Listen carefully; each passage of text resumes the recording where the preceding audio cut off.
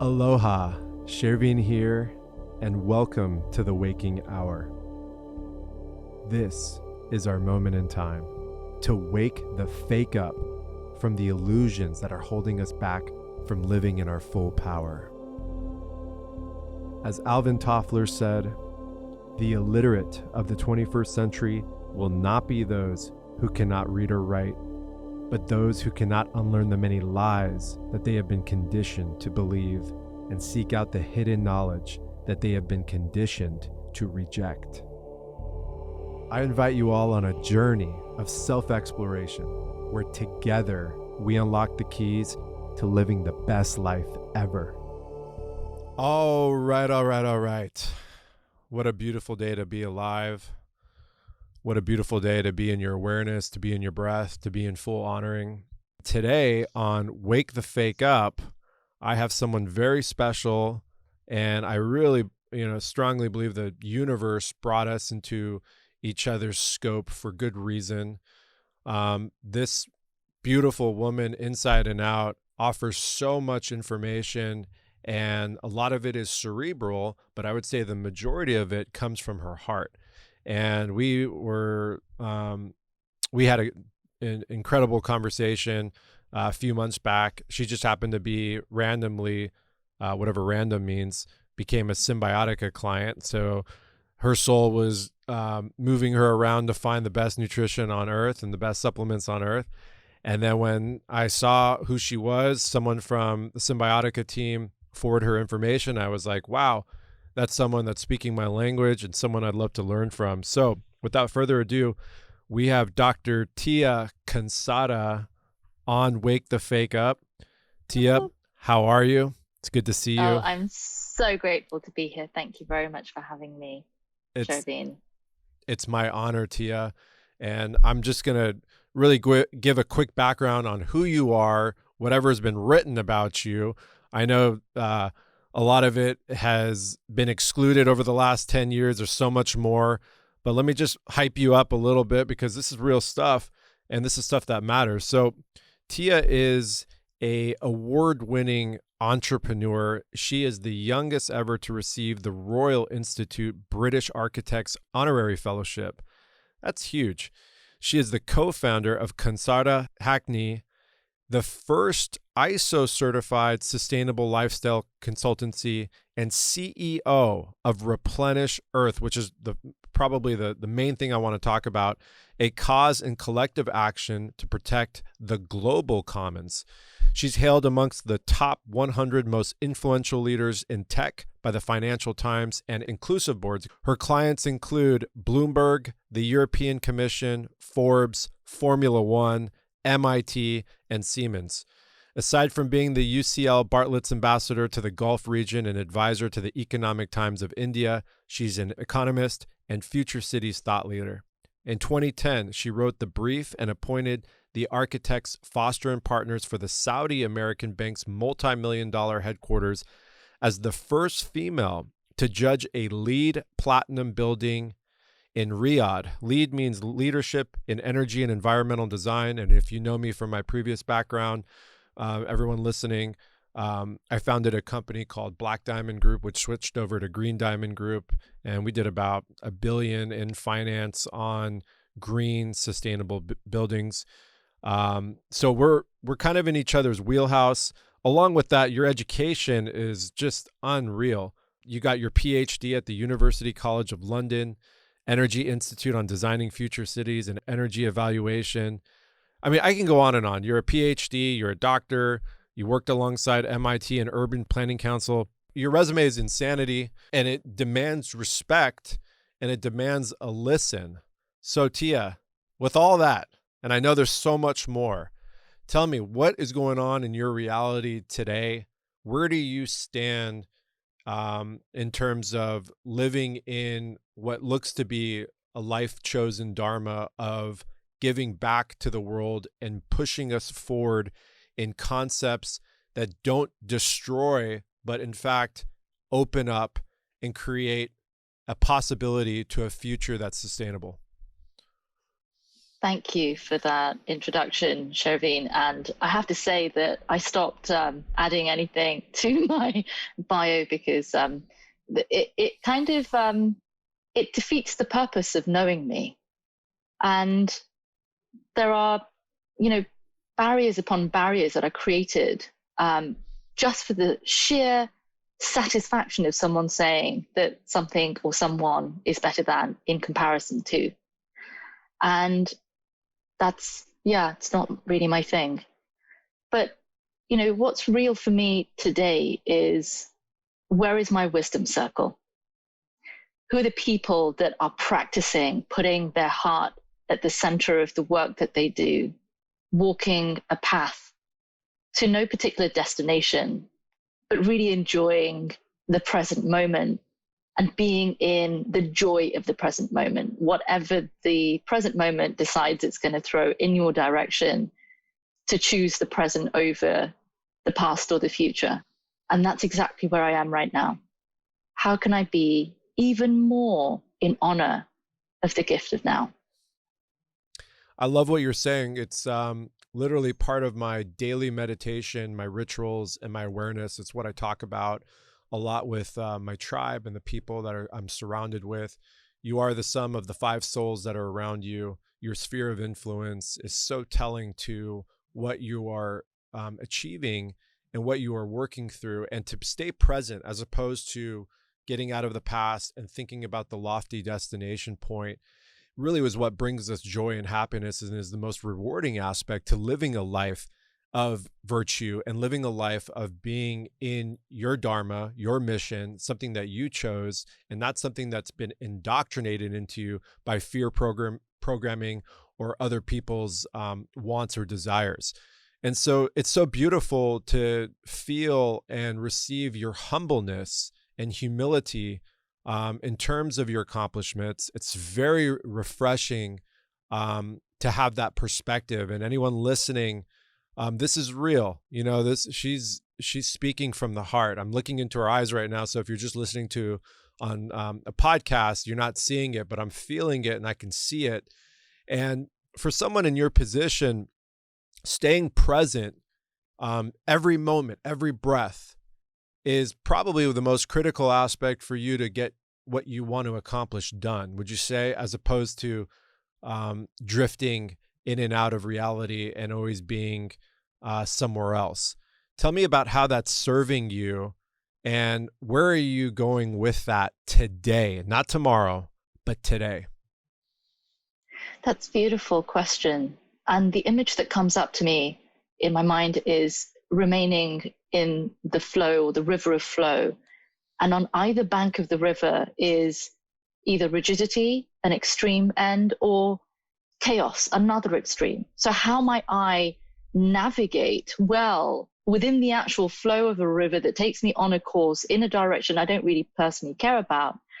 But how might I, have the knowledge and experience that isn't even mine to use, right? It's not an experience that I've learned, that I can still tap into and connect with, despite my never having read a book about a particular subject. So what I find fascinating is that we as humans have this connection with each other. The Japanese calls it beautifully ishin denshin, a connection from heart to heart, almost like this telepathic connection that we can have. And at the same time, we have this ability to kind of step into so much chaos that we have no idea how to come out of that chaotic, what's happening right now in our moment.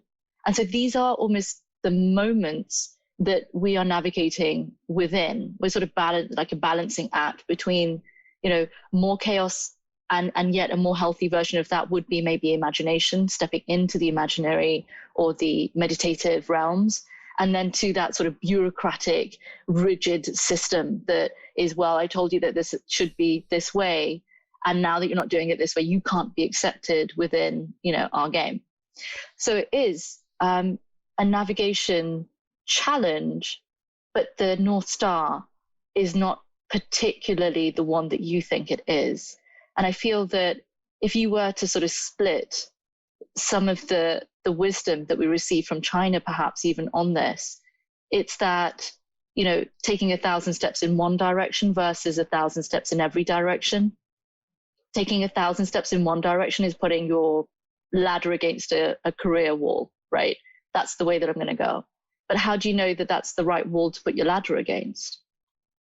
And then you've got the expansive element or the argument, which is, well, take one step in every direction and you don't lead anywhere, but you're even more expanded and your awareness is even more focused.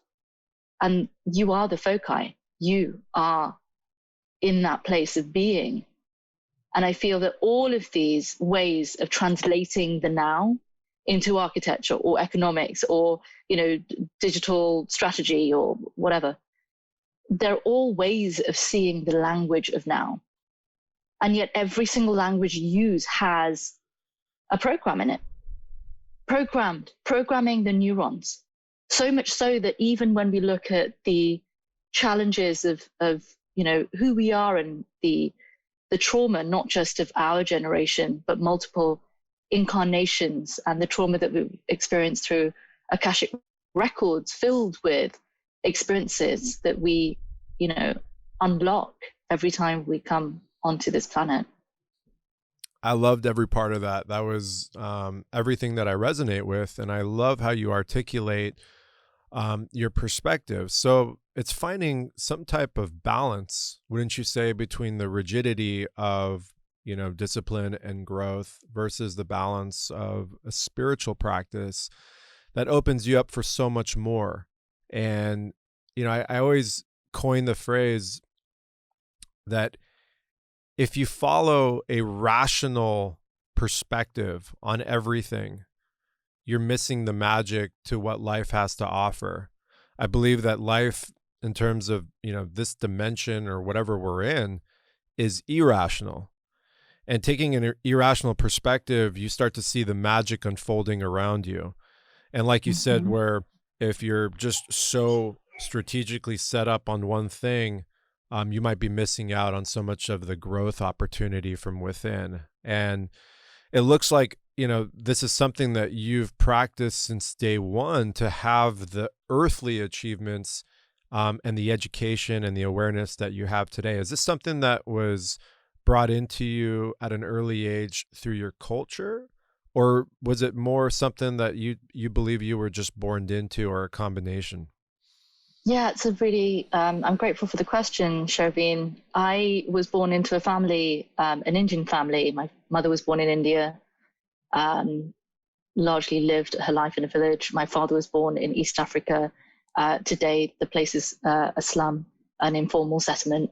So both of my parents were, you know, they came from very, very humble beginnings. And for them, education was expensive. They couldn't afford to go to school. And whilst I was growing up as a kid in Birmingham, one amongst 5 children, that education that I was getting for free by virtue of being in the UK is something that they really appreciated. And because they did, I never, ever, not even when I was ill, missed a day of school. I had 100% attendance for years. And I think what came of this sort of the educational learning that my parents had instilled was that it's less about what you're learning and it's more about how you integrate it. What are you going to use that for? And how is that going to help you understand the world? You mentioned rational, irrational. First day of economics, university degree. Economics is the scarcity of resources.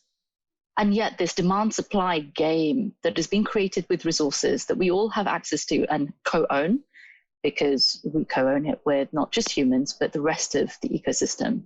And yet by putting it into a system, we've almost killed the touch points and the weave points between how that system is presented, not just to us, but entire generations of people. And so our lack of knowledge, our lack of appreciation for, maybe we could call it natural law, and how this really does work is actually quite shocking. You know, I could be on the telephone to yet another group that's interested in doing something on sustainability, and they're thinking of 1.0 and 2.0 ways of sustainability that we've sort of moved beyond. But because we're subject to time, at least in our minds. If we are subject to time, I don't wear a watch for the reason that I don't believe that time governs my life. And yet, if we are governed by time and the seasons and the mentalities and whatever we think are the convictions of where our brain can and cannot operate, we are restricted. And that is what I call rational. Rational is anything that can be contained in a formula, such as, what is the thermodynamics of, a room or an environment, or where does homeostasis present and play a part in the way that we have created 19 degrees Celsius for a comfortable space. Those rational ideas, and I'm almost unlawfully call anything that doesn't fall into rigidity irrational, is pretty unfair. I love what you're saying. How did we get put into this box? Was this some type of cataclysmic unfolding based on the worldwide economies of today and some of the rational thinking of our leaders, and a system based on delivering a psychosis or casting a spell on a populace that we must be living in fear, that we must be living in scarcity, that we are in poverty conscious?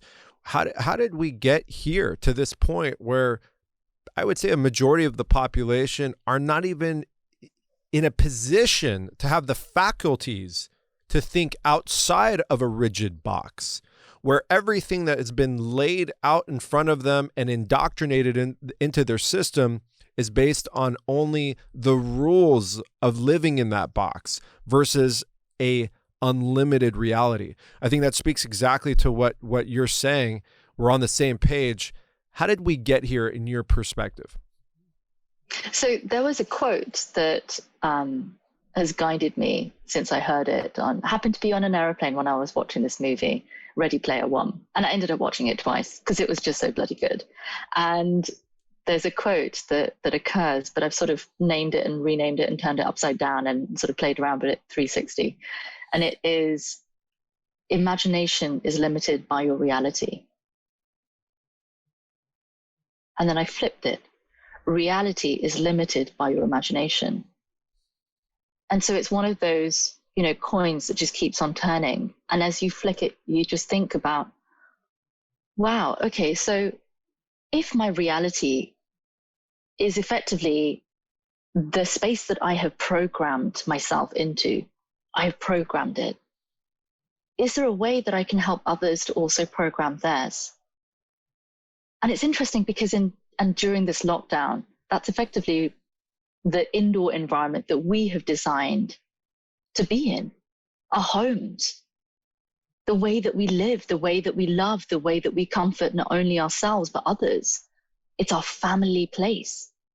It's the place that we work, that we think, that we sleep, that we dream. And yet in these places, we program spaces of ill mental health. And as you would call it, ill nutritional health. How do we get this far without realizing that we all have mental health? How do we look after ours? And so, if I take a step back, and I think you did mention this, we've just rolled and rolled and rolled in the field of fear. And perhaps we don't have the neurons for love. But the default is something that has been created. But is that creation in tune with what we want? Is there a divine essence, a connection point that allows us to go beyond just ourselves? And I think yoga, and the practices around this are profound if they're not taken by way of a sport. I think, yes, you can, increase your flexibility and your strength-based training, whatever. But if you can look between the exercises, between the breaths, between the notes, between the words, I think you get into the ether, the akash, the element that is the least seen, but the most present.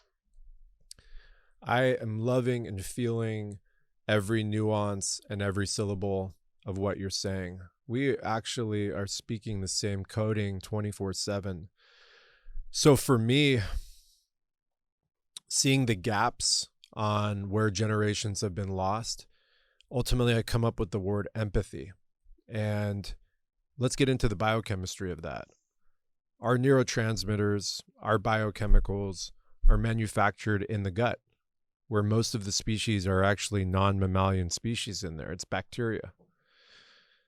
All of your neurotransmitters, anandamide, serotonin, dopamine, different forms of choline, are developed and manufactured in the gut, in the microbiome. What if everybody's guts are dilapidated?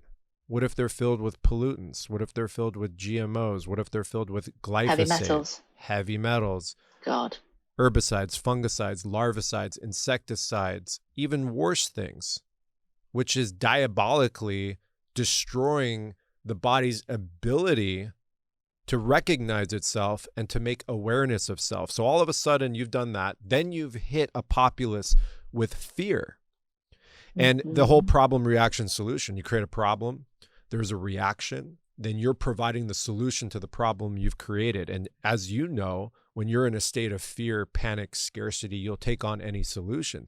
This seems to be a pattern that's been going on with cycles over and over and over in terms of the linear time space. We know everything's not linear.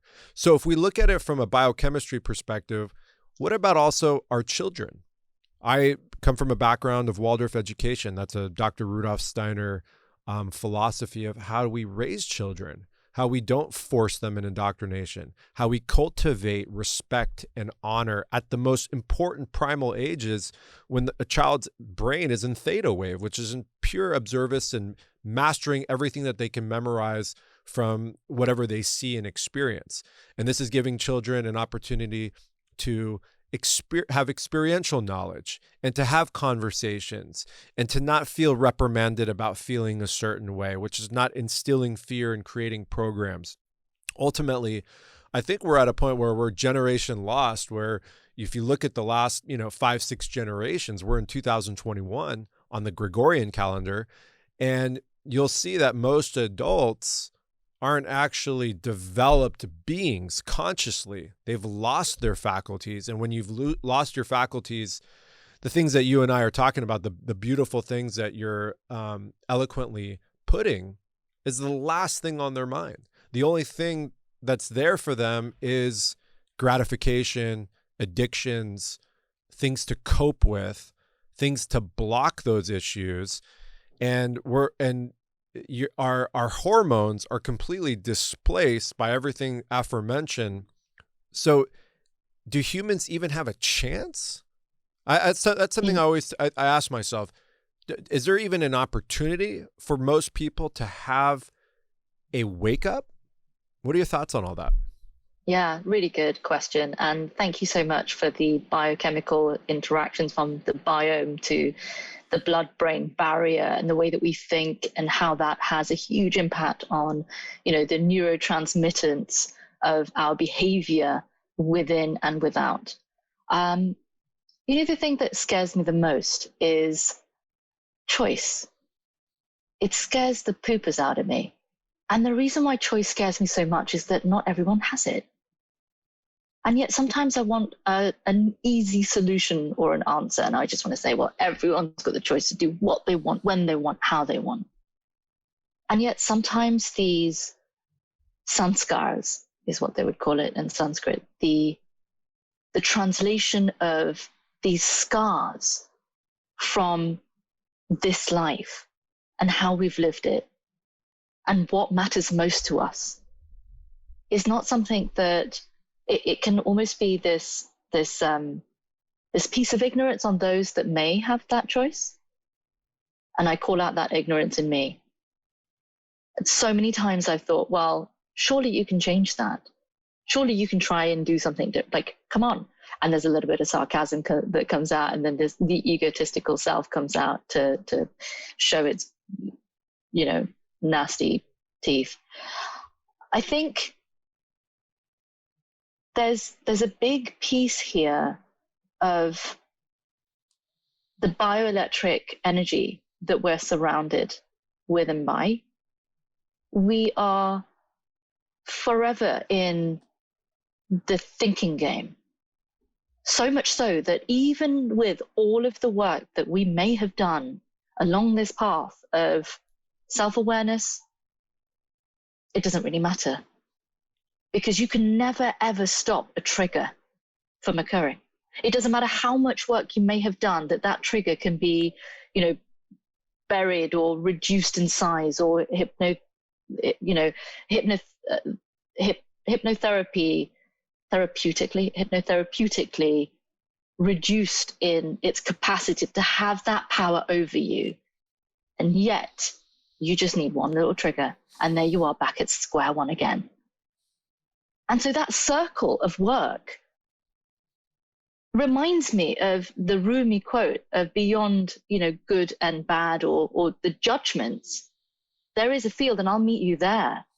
And there is this neutrality is what I used to think that it was. Maybe it's because we just need to be neutral, not good, not bad, and not judgmental.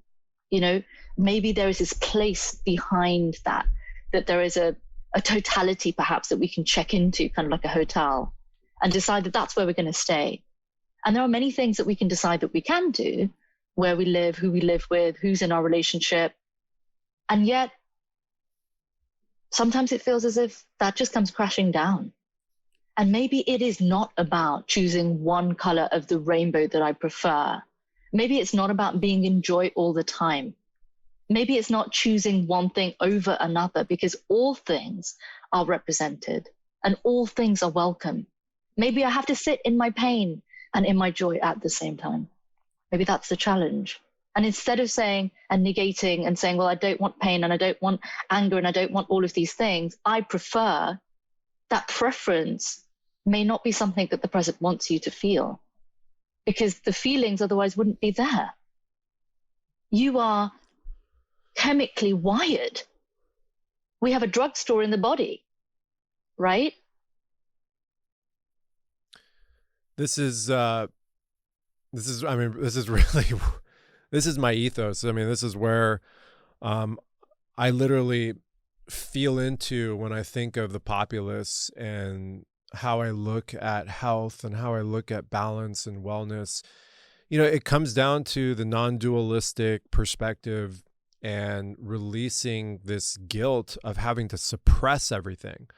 And if you look at all the new age spirituality and old school, sitting in the pain, sitting in the fear, sitting in the trauma is our birthright of becoming human. And it's our ability in those moments to learn and to experience and to hold value and to make transcendence occur. For me, pain is that's the ultimate medicine. You and I have had a conversation before revolving around ceremony and sacred medicine practices and things of that nature. Why are people going into the jungles? Why are people, entering the entheogenic space? It's to remove the mask and remove the filter. There's something called samadhi, which is the practice of dying before dying. And I personally have put myself through the 9-point death meditations. I've died hundreds of maybe if not thousands of times in this body before going into those places.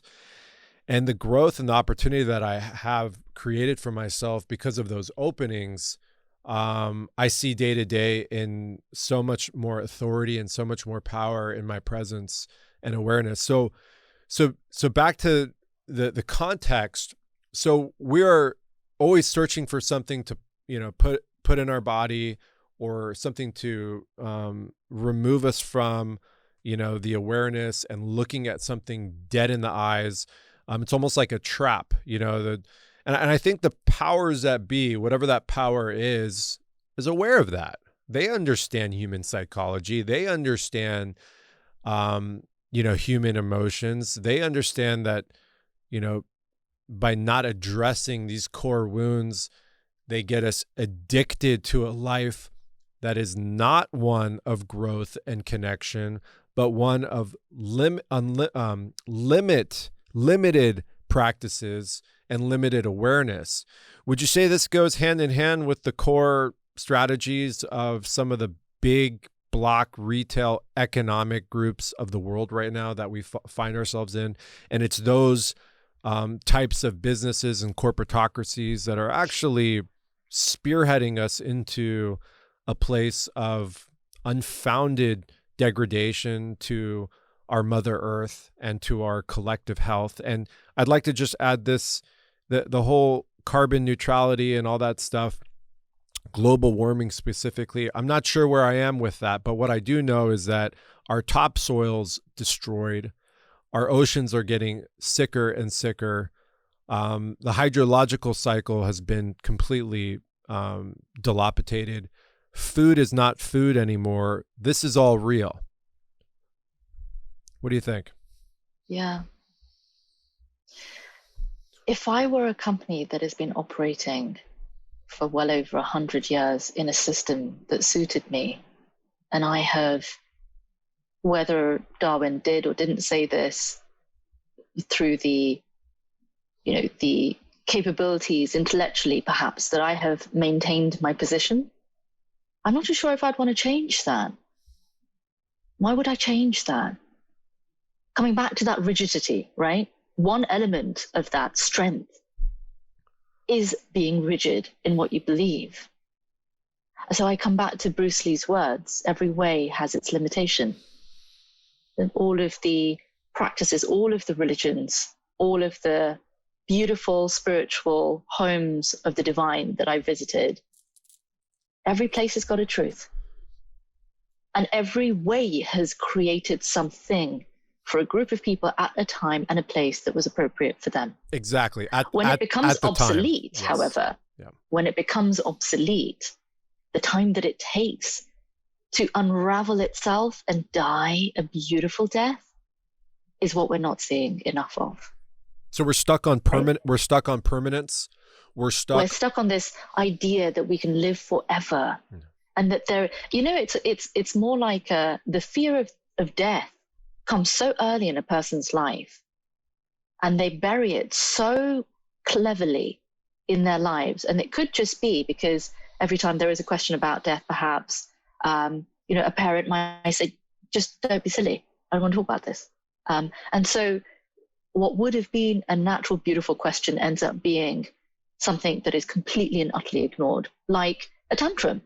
If you grab a child when they're having a natural tantrum, I'm not talking a minute about if you give them the Barbie doll, they'll stop crying tantrum. But, if they've got a natural, fear that they are experiencing and they're crying, hold them. Let them know that it's going to be okay and that the feeling that they have is legitimate and that the death that is happening of joy is legitimate. And I think if we are just equally observant and respectful of death in the moments of living, then there is no death that we will be afraid of. It's because we've called it the other, called it at the end of something, the destination of a journey, not very well lived. I love that. I feel into that.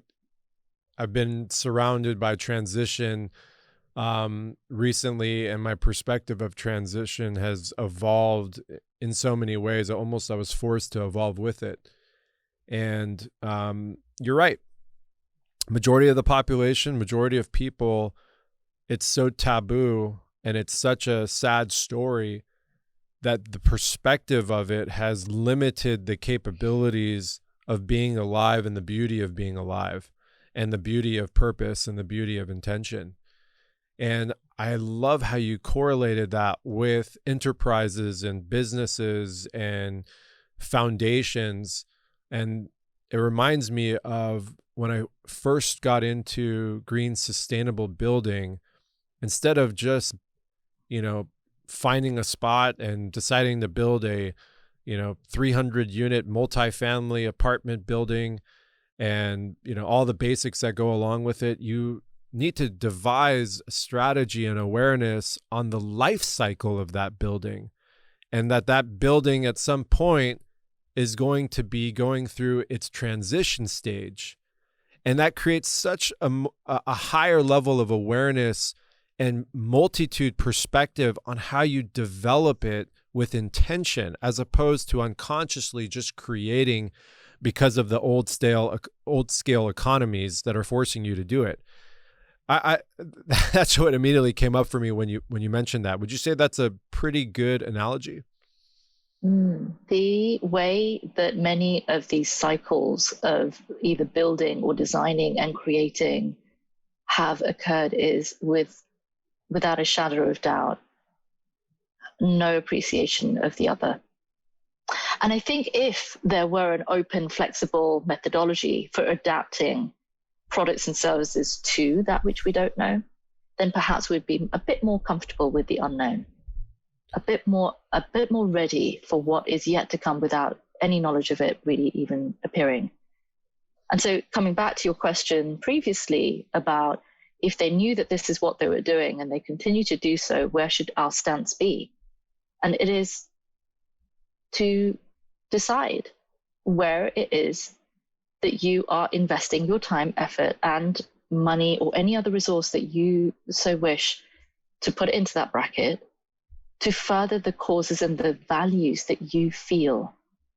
And I think we have spent all of our time in the doing bit and not in the being bit. The being bit is where the feelings and the connection points and the real, the juicy stuff exists.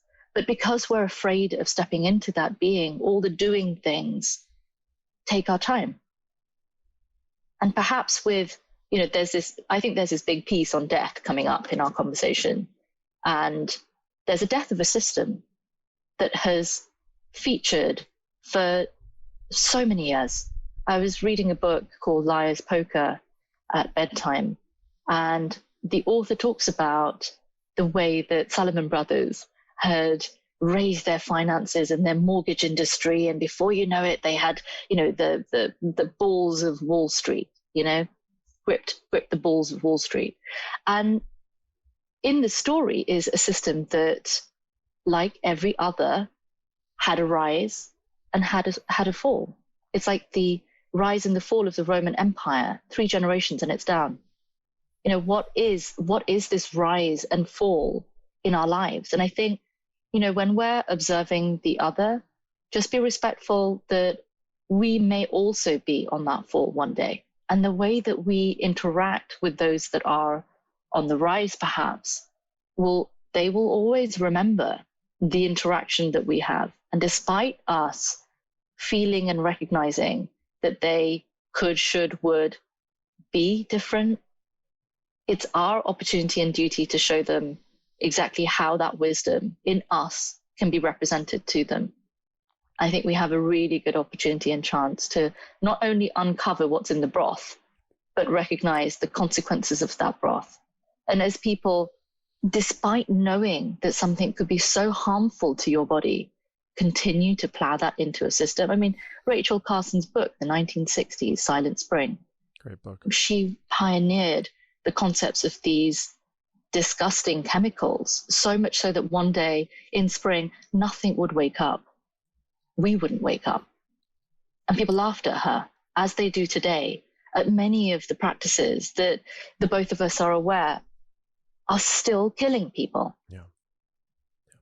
Yeah, it's incredibly obtuse in terms of, how we've gotten to this point. And I feel a revolution coming and an evolution within the souls of our collective. I believe that this COVID situation has created a great reset. You said a beautiful line. You said, we need to be more human being as opposed to more human doing. We got caught up in the cycle and the rat race of everyday matrix life. The system. You pay your rent, pay your bills.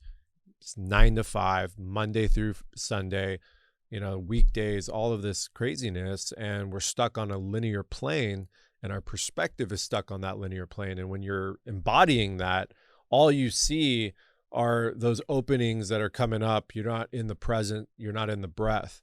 And when you're not in the present, how are you going to be able to understand and go into the awareness of more knowledge and information. Because to me, I think it's a fundamental lack of true education that's creating this mass worldwide amnesia. We have forgotten what we have forgotten. We don't remember where we come from or who we are. And we think that going to get a genetic test that's telling us that we're 8% this, 12% that's our history. That's the biggest pile of nonsense ever. We have forgotten where we've come from. But we've forgotten what we lied about. That too. Absolutely. Yeah. we lied about something, and then we forgot that we lied about it. Now we're believing our lies. Yeah. So we're here thinking, well, what's the truth then? Right. You know, if all this time we thought that was the truth, but it's not the truth, well, what is the truth then? And so people are they're fighting with themselves, right? They're fighting with their inner, with their subconscious. It's causing inner turmoil. But that's overwhelming. Yeah, exactly. Because if I have to take on an entire system and I don't have the support and the wisdom circle, then how am I going to believe that something is wrong? Yeah.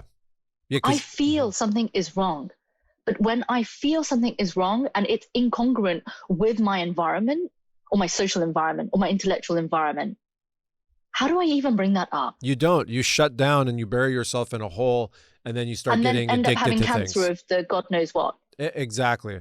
100%. Holding in that stress, holding in that pain, and feeling alone is a pathway to all forms of disease. I mean, that's pathology, disease 101. Especially, anything that has to do with the gut and GI tract. Those are profound areas that we now know that when you hold pain and you hold fear, you bottle that in stress. We can get into the biochemistry of that later. Yeah, the programming, the fear, the feeling alone. Human bodies, we are designed to intermingle and to connect and to see each other in our counterparts. That's the true joy. That's when all of the detox pathways open up in the body. That's when we can take breath. I always talk about this. Most people don't even understand what our breath is. Our breath is our life. It's where we exhaust all the internal fumes. It's not oxygen, carbon dioxide. It's so much more. Okay, so this is good. I like the pace that we're at. Can I ask a question? You can. Go for it. So one of my favorite moments one of my favorite pictures of you is a picture of you with your father. And speaking of breath, it is a moment where the both of you are taking a breath together. And the both of you have your foreheads touching, your noses are touching. And you have this intimate beauty in that silence. And when I saw that picture, I just felt that. Just that connection. Intergenerational wisdom, connected in a way that only love can share. Tell me about that, because whenever I see that, I feel that that's it. That's what we're here for. That's what we would wish that we had. Moments like these, when we can reflect on the power of these connections, sometimes that we've never experienced. Bearing in mind, I remember this, completely opposite experience that I had. Watching at the School of Oriental and African Studies, there was a documentary called From Brothel to Bride, and it was how women as young as 14 were sold to these brothels by their parents. And, literally a girl in the brothel at the age of 18 is telling her story. And she says, when I was 10, I came home and, my mother fed me dinner. And once I ate the food, I had a stomach ache. My mother said, go and lie down on my bed. I did, and I woke up and there was blood all over the place. And then when I screamed, my mother came over to me and she said, well, I didn't carry you in my stomach for 9 months for no reason. She had sold her daughter's virginity to a person and then subsequently sold her.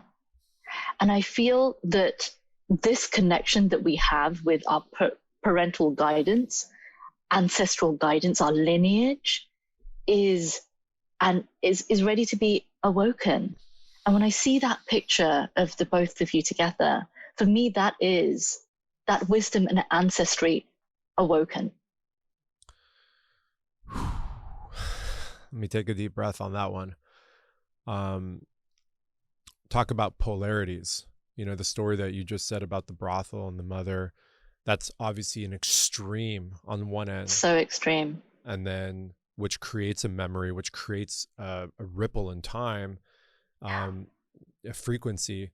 And that's why, you know, the horrific tragedies that happen to children are so impacting, and why certain predators, you know, target children, because that creates dominion over those children. They possess them. They possess their souls energetically.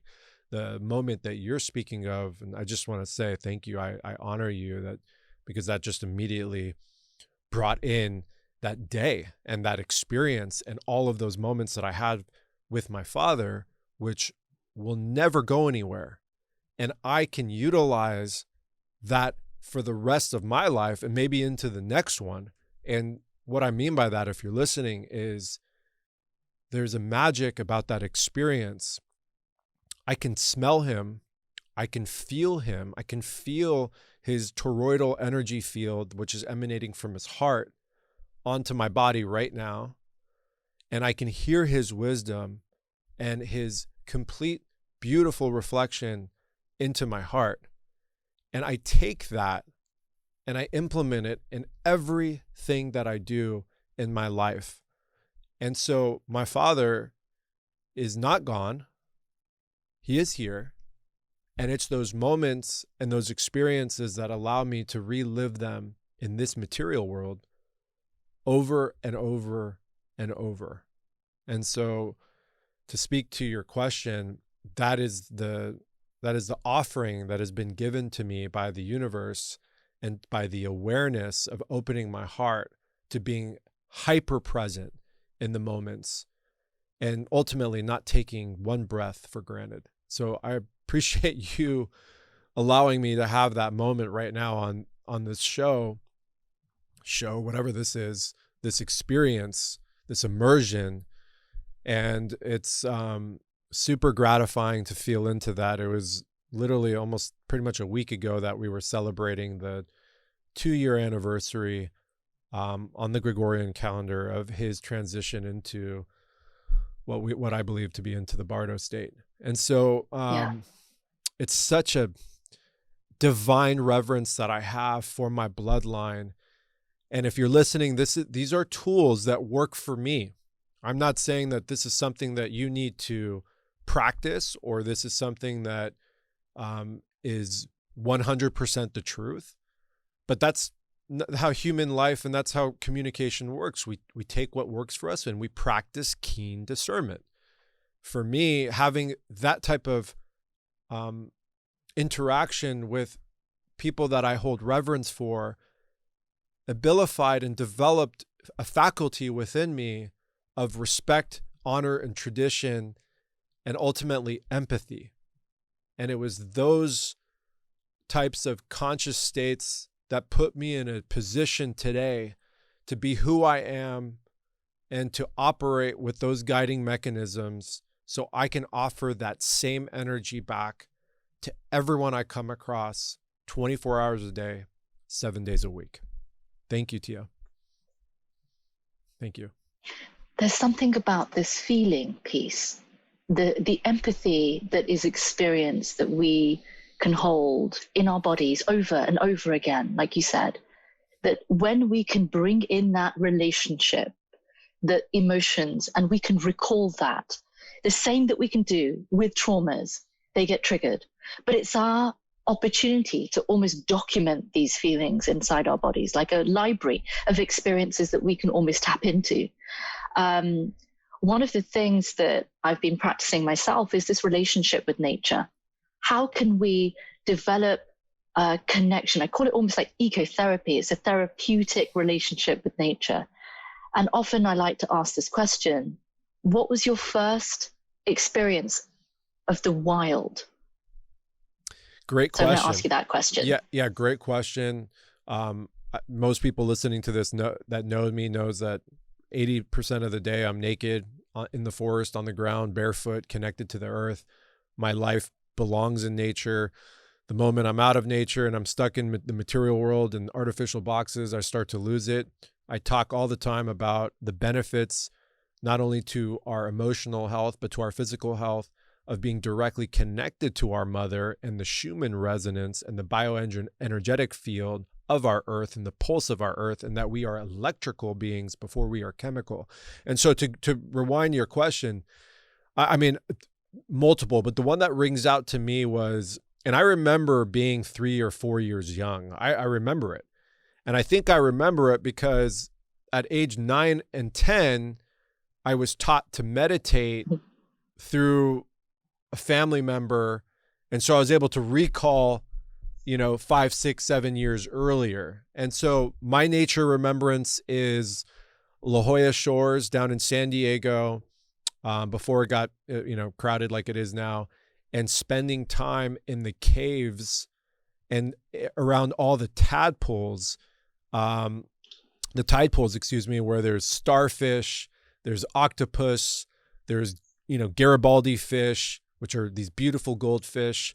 I remember being exposed at a very, very young age to a completely different world of marine life, and what impact that had on my perspective of life and who we are as human beings in the world, and ultimately understanding the feeling of what symbiosis means.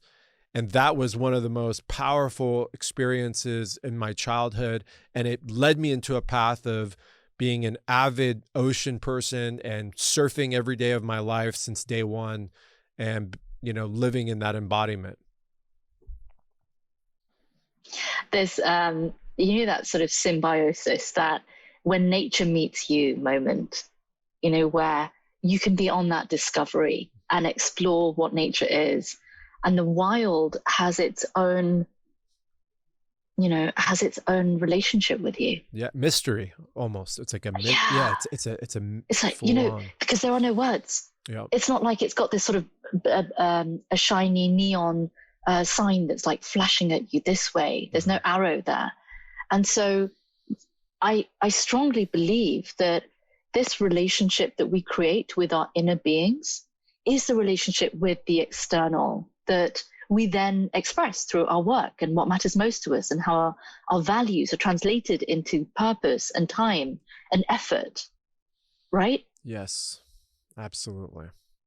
So when we are not in sync with that, it's like the dominoes start toppling. And before you know it, you're flat on the ground and most probably dead. Yeah, you are 100%. Like more of the body becomes dead. Absolutely. We are animals. We are not, because we have a larger brain capacity, doesn't take us away from the fact that you are a carbon-based life form, legit. Like, you're made of carbon. You're also made of earthly raw materials and minerals. We remove all that, you'll wither away within a few hours. And so I think we kind of lost that. And again, that's another part of the mission and the awareness that our interwoven connection to our mother must be at our highest priority of reaching higher levels of attainment and being able to actually live a purpose-driven life. And I'm not passing judgment or casting judgment, but this is the truest of the true. And today's modern science and our ability to understand biomarkers of the human body, which is our body's adaptation to stress and our ability to cope with stressful mechanisms, are we're completely in awe of how our disconnection with our mother nature wreaks complete havoc to all of those biological systems. And if you're stripped of that from an early age, you're stripped of the experience of sunshine. I mean, our immune system is governed by UVA and UVB rays. What does that tell you? And again, I wanted to offer this up to you and get your perspective. I don't believe everything that has been, forced down my throat. I'm still trying to figure out, where are we? What is this?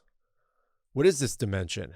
Am I going to just believe the governmental agencies that tell me this is what it is? We can just plant a flag on something. I believe it's so much more. I believe that, you know, the system we're in is governed by a technology that's so embodied that this whole thing cannot be random. It couldn't be just some big bang and we're just the cosmic goo of it. No way. There's an intelligence behind this entire system. There's an intelligence to our lunar exposure and the 28-day cycle and how that reflects onto the feminine. There's an intelligence to how 3,000 genes are governed by the radiance of Father Sun. There's an intelligence of our connection to the earth and to the soil. What's your There's take? an intelligence that keeps my heart beating and my body functioning without my conscious knowledge of how to stop it or change it.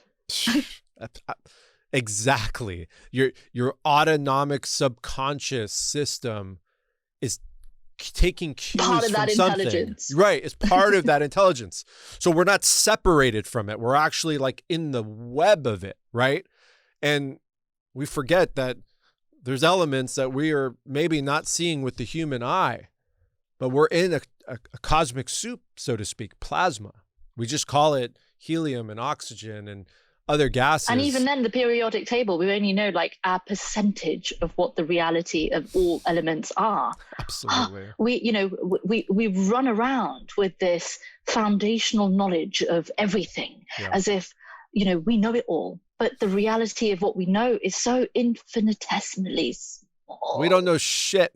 Let's just keep it real. We don't know anything. Yeah, we don't know nothing. And yet we sort of really go out there and behave as if we know it all. It's like that kind of academe mentality of just because it's been rigorously tested, well, rigorous, what is rigorous, but just because it's replicable and with some certainty that I can say that if I do this, that will happen, that becomes an academic process and that becomes a truth.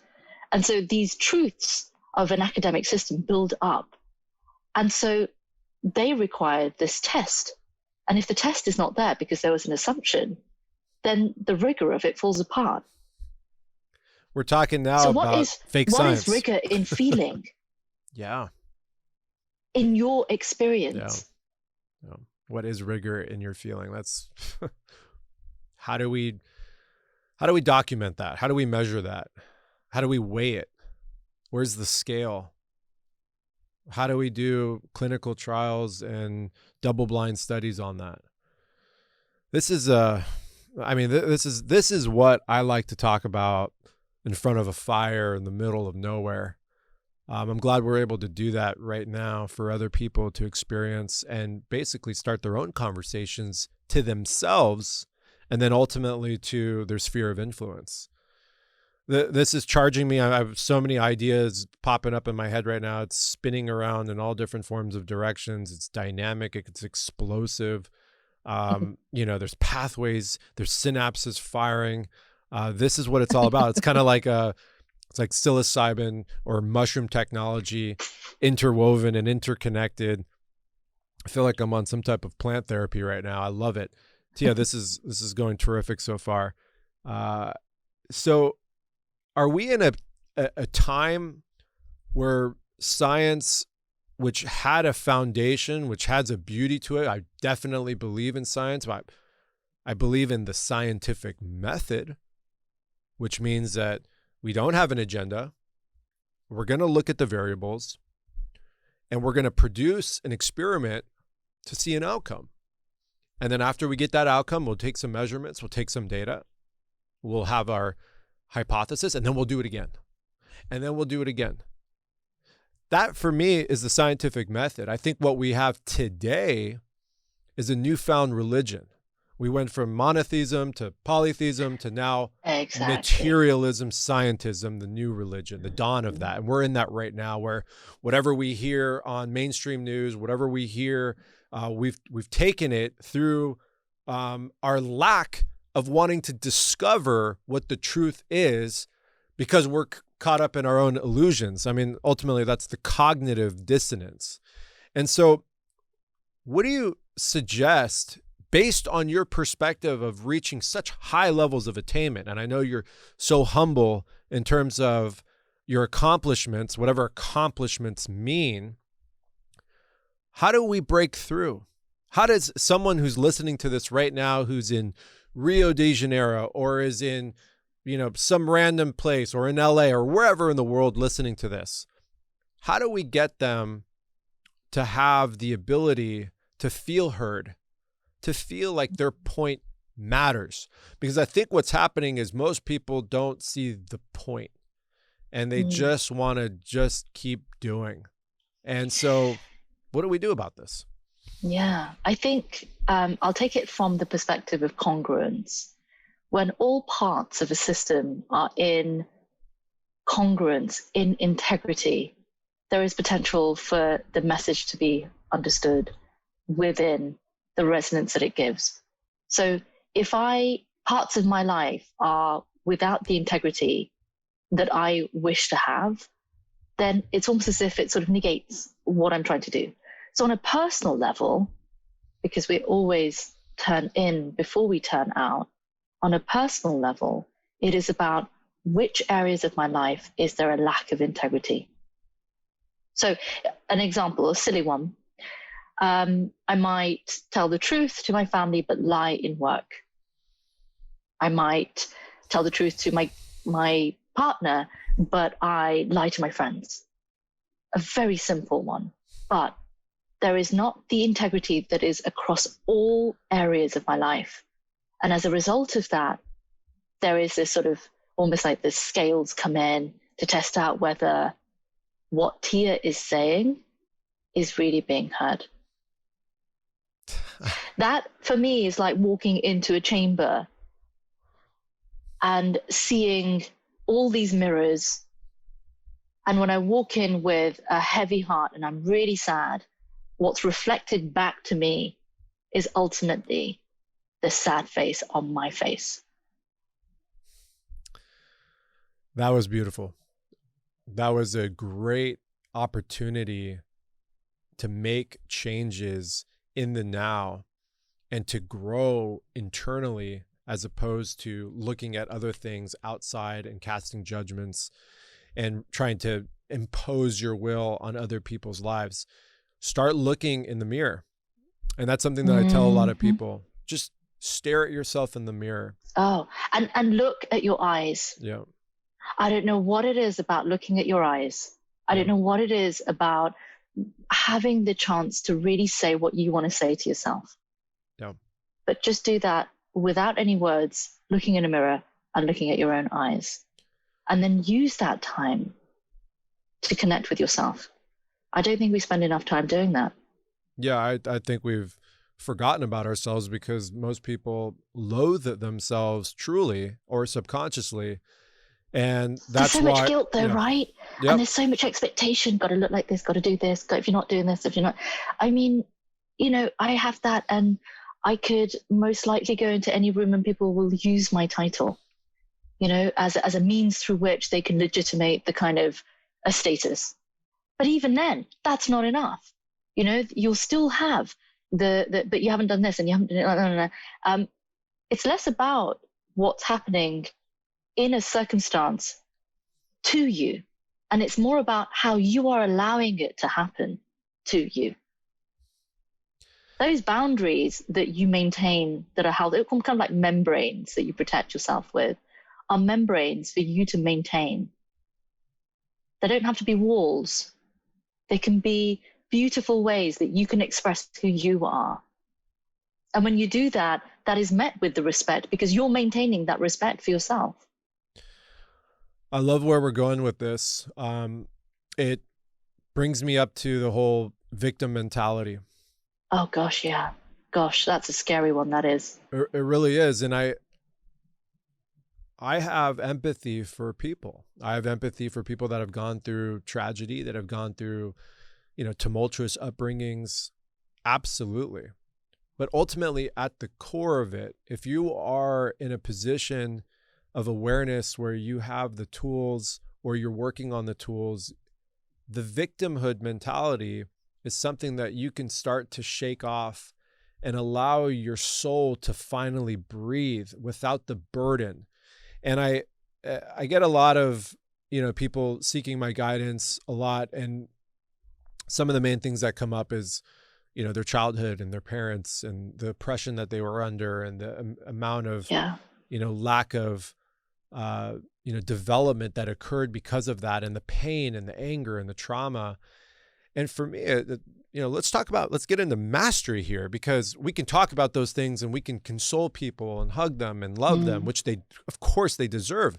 And I want to hug everyone that I can, but let's beat it. Let's eradicate that. And how do we do that? I think a good practice is the concept that we chose our parents. We chose to experience those traumas. And by taking ownership of even something as choosing your parents, you start shedding the victim mentality and start to feel into the medicine and the awareness and the opportunity to take that trauma and to transcend it. And this is all beautiful in context, and I can say it in words, but it's going to take some discipline. It's going to take some practice. It's going to take some getting out of the patterns that you've created, the addictions that you are living, whether it's the way you're eating, the way that you're drinking, the way that you embody yourself, the way that you see yourself, the way that you treat other people, maybe your profession, maybe where you live, maybe the circle of friends that you have. There's so many things that if you're living in trauma, you've created patterns to cope with that. This might be that aha moment where you start taking the road less traveled. And I feel if people start taking the road less traveled, then all of a sudden those people on the road less traveled, they start to bump into each other. And that's what hypersynchronicity is. It's not by chance that you're listening to me and Tia have this conversation today.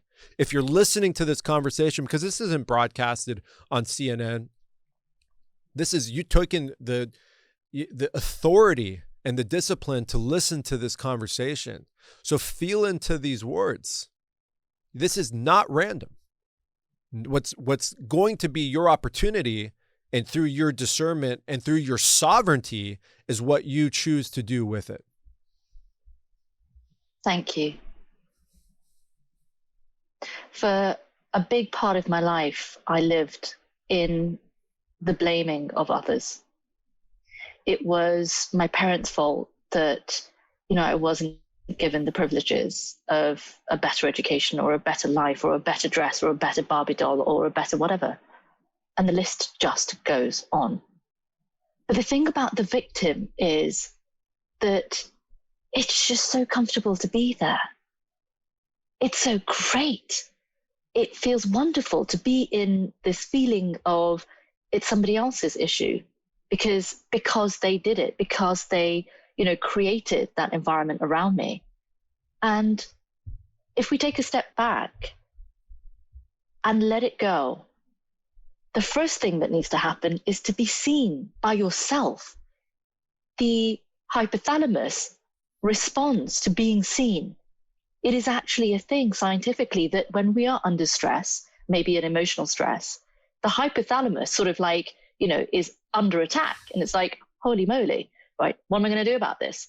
And then all of a sudden you feel the feeling and legitimate that feeling. The hypothalamus calms down. You could be in pain. You could be angry. You could be in extreme distaste of something, but you've called it out. You've seen it. You've recognized it. You've met it. You've gone to have a conversation, basically, sat down, gave a cuddle to it, whatever you wanted to do. But the reality is that once you've done that, please let it go. Let it go. Let it go. Let it go. Shed the victimhood. And that's the molting process that we're in.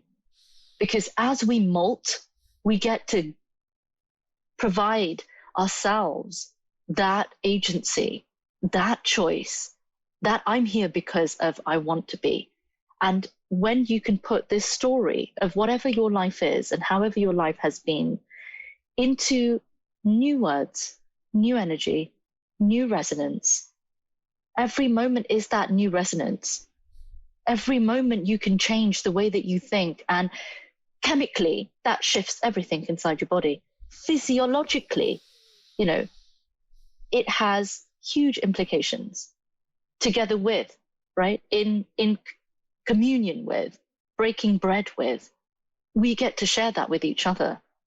And so to be seen is the first step to letting go, which is the second step. And then as it's let go of, to honor that which has passed, to be more and more in the present moment. And now we've done a full cycle. I love it. You know, you hit it right on the nail in terms of the hypothalamus and our ability to, you know, go into fight flight, our ability to respond to stress and to immediately switch something off that was once perceived as a threat as not. And that's the amazing power and the dynamic aspects to being human. We are a multiverse within an animated body. And these are things that, you know, the more you understand the functioning of the body, the more that you might have the resources and the faculties to be able to shed this stuff off and to shed layers off that aren't serving you, that are keeping you in a state of tension, which is keeping you in a state of stress, which ultimately takes you out of your unique health span and transitions you into the disease span, the dis-ease. And so I love what this conversation, we're not even getting into some of the what were we supposed to be talking about? I think on the next one, because I definitely want you to be coming back as a regular guest on Wake the Fake Up, because there's so much to be spoken of outside of, you know, the normal cognitive questions and the normal basics, because we've just spent a little bit over an hour just diving into the human psyche and the emotional response system and how we can do things and think in ways which better serve us and ultimately serve the community. Because I think, you know, looking at your resume, looking at all the stuff on paper and then feeling into your soul, you're here to serve. You're some type of incarnated angel, with powerful, you know, as a powerful sage, and in combination a warrior.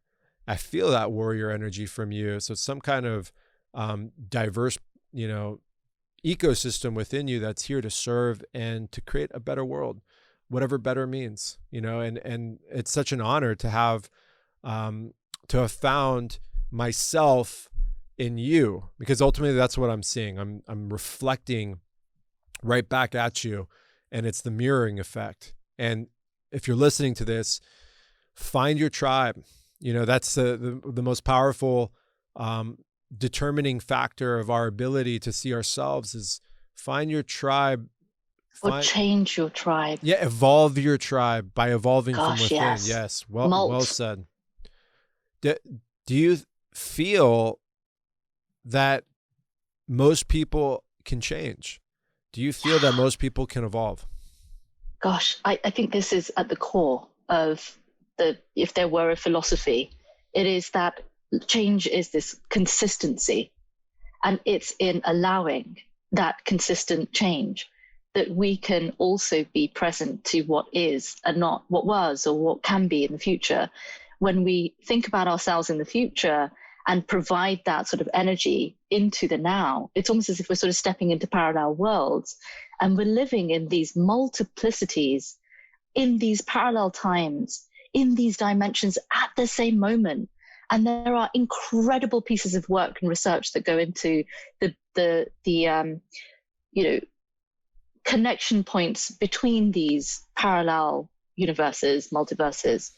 On the one side, you've got Robert Monroe's work with Gateway Project with the CIA that did all this research into binaural music and connection points with multi-wave frequencies that we listen to that can almost shortchange the you know, mentality that we may have and allow us to step into out-of-body experiences, which is what he himself had gone through. So change is fundamental and central to who we are. And yet, you know, whether it is this rigidity, coming back to that chaos versus rigidity, we want that rigid system because that is replicable, that is science. And when it's science, it becomes a belief system when I can't question it anymore. Well, that's just the way that it was. You're kind of sounding like my mom. Don't ask too many questions. Yeah, don't ask too many questions and just stay where you're at. It's too hard. Yeah, it's too difficult. Go anywhere. Yeah, don't. Like, God, don't even step outside. You don't know what's going to happen. Yeah. Fear. Yeah, fear is keeping us into where we are today, which is this unbelievable herd mentality that's happening. So shake it up. Yeah. Right? Mm-hmm. Literally shake your body. Yep. Shake up the chi inside your body. Do some body tapping. Do some, qigong practice. Go in front of the ocean wherever you are, on top of a mountain if you must, in front of a city, and literally allow yourself to release that physically. And then once you've released it, feel into how that makes you and your body vibrate. Because we are material meeting energy, meeting spirit. And when we're able to connect these points together, I think there's something that happens through these channels, just like that blood-brain barrier. There are these barriers that we are able to move between. And I think the more of them that we can experience the multi-sensory nature of these, this means that not only are we having the senses of the outside, but we're having the senses of the inside. And that outside sense is beyond the 5 that, science talks about. There are so many different kinds of senses. And yet it's like the 5 fruits a day. As long as you've got your 5 fruits a day and 8 glasses of water, you'll be healthy. Yeah. This is explosive nonlinear thinking. And this is the core of the true science of epigenetics and environmental factors and emotional factors that dictate the health span and the awareness and cognitive ability of our growth and maturation as being a human. Everything that you just spoke about, multifaceted, faceted disciplinary acts of foundational breath work, foundational meditation, explosive training, connecting to nature, sometimes erratic behavior where you become excitable. All of these things lay in the foundation of growth. And they give us an opportunity to get outside of the Maya, right? That illusion of just this sedentary perspective of life and taking things on that linear change. Yeah, the 9 to 5 job. Which is this is the way that it should be, could be, would be. Which is stressful. Right? Wherever any of that comes in front of you, you have all right to say no. Yep. You have the right to say no. I love that. All right and full permission to say what I feel is true. Yeah. You hear that, everybody? Honor your existence by knowing that you have the God-given right, the birthright. God-given. Yep. The birthright. Yep. Damn straight. Yeah, and your way of thinking, because you're not your thoughts, but ultimately your coding can dictate your lifestyle. Basic thoughts of every single day, the fears, the way that you've set up your internal system are possibly navigating you through everyday operational coding. And so start looking yourself in the mirror again and start maybe get foundational with a discipline act of putting things on paper. Maybe you need to start drawing geometries of your life. All of the ancients, all of the wizards, from Greek mythology to, the occult magic to Hermes Trismegistus to Rudolf Steiner, I can go on and on, to Carl Jung. Geometry and art was foundational for understanding your purpose in life and your timeline in this short existence. There's something to that. I think we've kind of lost those tools. We've lost the tools of the ancient because we've been put under a spell of modern technology. Modern technology, for all its, amazingness in terms of communication and information, it's removed the human spirit and the connection to the physical body of creating these things on our own with our bare hands. Yes. This is why farming, to me, is the ultimate meditation and growth for a child and for anyone, for that matter. It's the action that breeds excellence. And so again, if you're, it's also the non-words. Yep. Spend time in not saying, speaking, Yep. doing any of these words. Actually, the languages that we use are very contained within images and metaphors and nouns and doing words, and not necessarily being words. And so these words that we use can actually be to our detriment. So spend time in that which is unknowable, because it's not definable in a word. And that's okay. Because like seeing yourself in the mirror or seeing yourself in another, it is also your opportunity to not be influenced.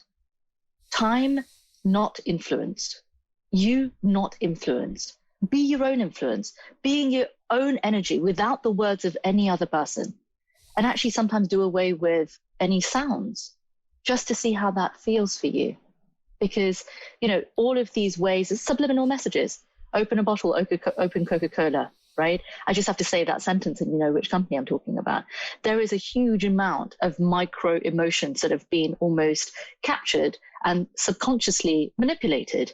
And whether one says that there is a nasty company behind it or that there is a good company behind it, it doesn't matter. You need to be in your own energy. You need to be in your own spirit, and you need to be in your own environment. Because the more time you spend inside your own space, the more you can legitimate the feelings that you have and the reason that you're here, not what other people want you to believe, not what the system expects you to be, the reason that you're here. That is the purpose of your life, to find out your own answers to your own existential questions. Tia is basically, laying out the philosophy of freedom. It's almost like you've taken Steiner's perspective and brought it into the modern world. So I salute you for that. And what you just said about words is so power filled for me. I'm feeling into it. So here, let's take a little bit of test. Everyone listening, I'll say a couple words. Just document into your internal self. How does it make you feel? So let me bring out a couple. Monsanto. What kind of reaction do you hear when I say Monsanto? For me, it's almost as if there is a response from my body that rejects. Similar with me. What do you feel when you hear the word synergy? It's almost as if my feet are sort of like fluttering and get this kind of like lightness and dance feeling. What do you feel when you hear bioregenerative farming? Almost like my hands are coming together in hands with others, like we're together in this. Do you see how powerful word magic is and the coding of words and the use of words? And I'm not even getting into the twisted rearrangement of the English vernacular, which I talk about all the time, which is why I have my own coding in my own language. I'm just talking about words that are obvious that we say all the time. Do you see what Tia said is so accurate? There's so much embedded information, 10 billion terabytes in just one word. And so if we're surrounding ourselves with that sickness all the time, whether it's coming from your social media, whether it's coming from the television, whether it's coming from your partner, whether it's coming from your father, mother, sister, if you're hearing it every single day, it's basically poison in the well. And it's really up to your legacy and soul. Your soul is screaming to you right now to wake the fake up and to get on with it. Literally wake the fake up. Yeah. Seriously, there is incredible amounts of research that was done by Emoto-san in Japan on the ability of sound and word and emotion and energy that is passed into water. And so he took samples across the entire planet and he did this study and crystallized these beautiful frozen snowflakes of water and how they responded to the energy. And there's a YouTube video of some of the work that he did, just so incredible that something by way of a word or a sound could have that impact on water. And we are water. We actually brought that up in interview between me and Novak about Dr. Emoto's work, and the mainstream media and the news literally went after us for that. Can you believe that? And they attacked me personally on everything just by discussing some of his findings with how water represents structure based on human emotions and human verbal interactions. There's actually a study that was done, The Secret Life of Plants. If you guys don't know the story on The Secret Life of Plants, I'm not going to go into detail about it, but read the book, try to find the documentary. Plants are reacting to emotions. It's an energetic thing. This is scientifically proven. If you start having that mindset that there is energy in everything, you might approach life a little bit differently. Tia, we have so much more to go into. We're definitely going to be doing a part 2. I think this is a powerful, powerful experience for myself. Ultimately, the way that I look at these moments when I have conversations with like-minded souls, with souls that I recognize from, millions and billions of years ago, I take it in as an experience for myself. And it's just amazing that we have a platform where other people can experience through our communication, because anyone that's listening to us right now, you're here with us. We're not separated. The separation is all an illusion, and it's a divide and conquer strategy since day one. We're not separated. My mind, my heart, my channel is completely open. And I just want to take the time and just say, I honor you. I respect you to the highest level. And I think on our next conversation, if you want to just do a little exit on Replenish Earth, which just transitions perfectly into this conversation. And I'd like to start the next podcast with you directly on Replenish Earth, because I want to be part of that. Cymbiotika wants to be part of that. My entire world wants to be part of that. Give us a little going away on what Replenish Earth is. I think it's a great transition to everything we just talked about going into that.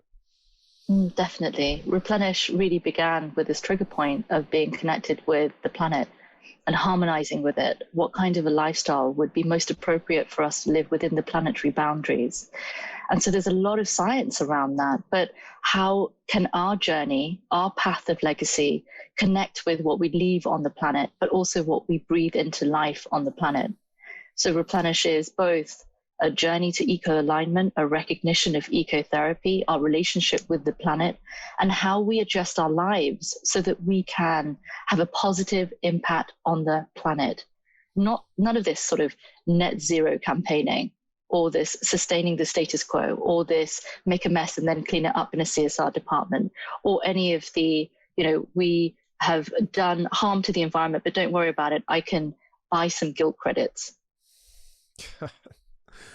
Well said. Oh my God. I'm so happy you said we can harm a little bit and then we can do some guilt credits and feel better about ourselves. And that's really like the whole sustainable movement in my perspective for the most part, especially corporatocracy levels or corporate levels. And I'm all in there with you. And think about this. If you are growing your own food and you are conscious with your decisions, you're conscious with how you regulate your lifestyle and how you give back and all those things, you're in essence, it's not just about helping the earth, you're really helping yourself.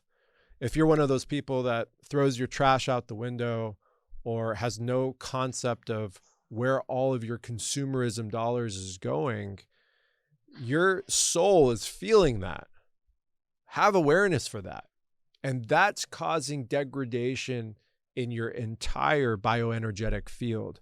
And that's something I'm going to talk about more and more is our bioenergetic field. This is a reality. We have an electrical system that's run on truth.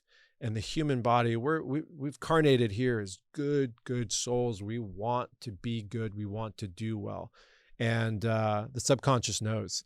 And so I just want to thank you from the deepest recess of my heart, Tia. This has been an amazing conversation for myself. And I do have full gnosis that everyone will receive that same type of frequency into their hearts. And I ask everyone, take the action, have some discipline, find the love for yourself in your heart today, and honor every single breath of this beautiful waking life. And for everyone out there that's, in the middle of this COVID situation, what a better time to hear and to feel into this love language.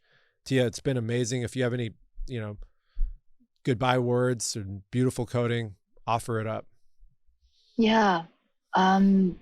There's an incredible Sanskrit poem that I'd like to share as we outro. Nijatmanam Brahmarupam Dehatraya Vilakshanam Vibhavyatena Kartavya Bhaktihi Krishna Sasarvada. That was beautiful. That was super coding. I heard Krishna in there. Where do I leave people to understand what that meant? I'm happy to write that out and share it. Okay.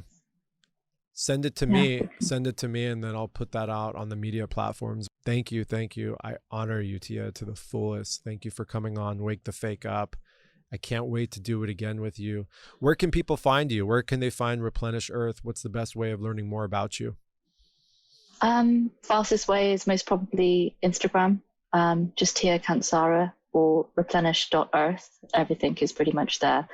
We're slowly but surely introducing different projects onto the scene. I think we spent a lot of our time doing it, and now we're going to spend some time sharing it. This was one of the most powerful experiences of my life. It was almost like we were trapped in, on a mountaintop in Peru or anywhere. And that's the beauty of having this, tapping into these types of energies. We can remember everything because it's all stored in us. Can you imagine what it's going to be like when we meet? Right. Yeah, exactly. I can, but I can't, right? Right in the middle of it. It's such an honor to you. Same here. Chervin. Have the best evening ever, and we'll talk again soon. Big love. Gratitude, family, for tuning in today, and deep reverence to you all for dedicating your time to seeking knowledge and truth. This is what it's all about. You can find more of my podcasts on Spotify, iTunes, iHeartRadio, TuneIn, and Google Podcasts. You can also find this on my website at wakethefakeup.com. Life is all about momentum. Please leave a review so I can hear your experiences and share with your friends, family, and anyone who needs to hear this message.